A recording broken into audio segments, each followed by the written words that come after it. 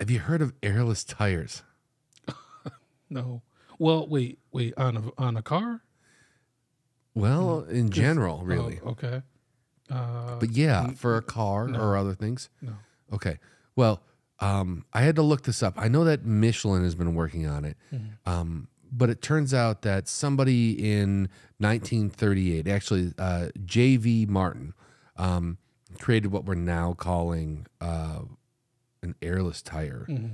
He basically used wooden spokes with rubber around it. But I don't really think that translates into what's going on now.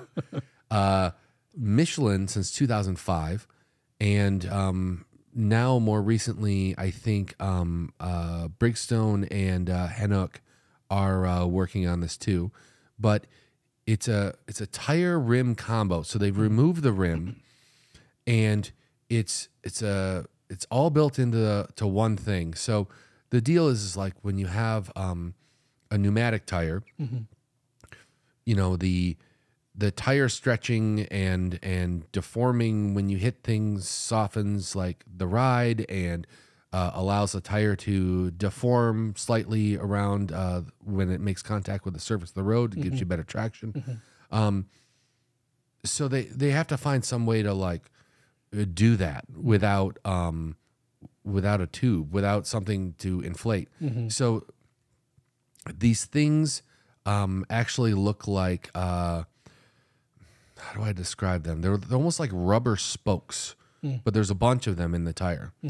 And at first they were saying, you know, hey, this would be great for everyday people because, you know, if you get a nail or something in your tire, it doesn't affect the tire at all. But the problem with this is if you do need a new tire, like you wore the tread out, Right. you have to replace the tire and the rim. Yeah. Wow, that's expensive. Which makes it makes these tires expensive. But a use for them is like, what about military use?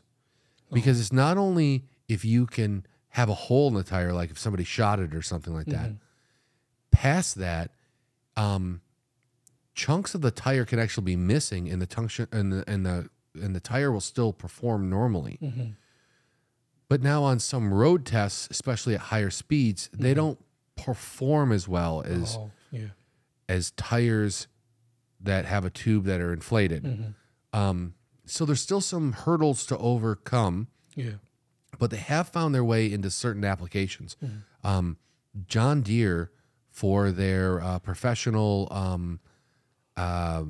lawnmowers, are now using airless tires. Which, if you think about it, how fast is the lawnmower going? Okay, professional one will go a little faster than maybe your residential one. But we're really talking like what, max of like 7 or 8 miles per hour? And you're on the lawn, so you know that it's a more forgiving environment. But then the flip side is sometimes things are hidden in the lawn.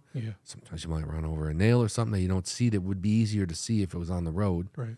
And now it doesn't wear out. And plus, treads on those, you're not going highway speeds on concrete. You're looking for a lower performance area. But it's just interesting that right around the corner could be tires with no air in them. I don't know. It sounds weird, right? It does, yeah. I mean, like how fast can these tires go? Because we got some speeders around here. People love doing like 70, 80, 90 miles per hour. Are these tires going to be able to accommodate that? Well, I mean, I feel like that was directed towards me.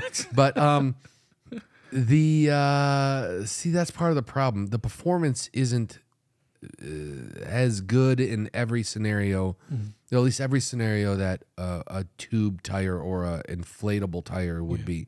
But they're working on it.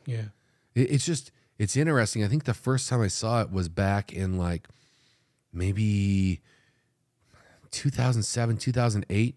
There was they had made an announcement, and they basically put them on a four-wheeler, and they showed it, and the article or whatever that was about these new tires were saying, imagine an off-road vehicle that with a tire that couldn't pop. It couldn't leave you stranded somewhere. Right. I mean, it's like a run flat on steroids that you can off road with. Because even a run flat, you don't want to off road with it. Yeah. I mean, you're basically told to drive on the street, reduce your speed to below 50 miles per hour, and get someplace to replace that tire as fast as possible. Yeah. But these things, you could lose chunks of the tire and it'd still be fine. Yeah. But Yeah. there's also downsides to it right now. Yeah, true. But we'll see. Yeah. It could be weird now and cool in the future. Yeah, true. Maybe they'll combine it with that joystick steering wheel and we'll have tons of fun.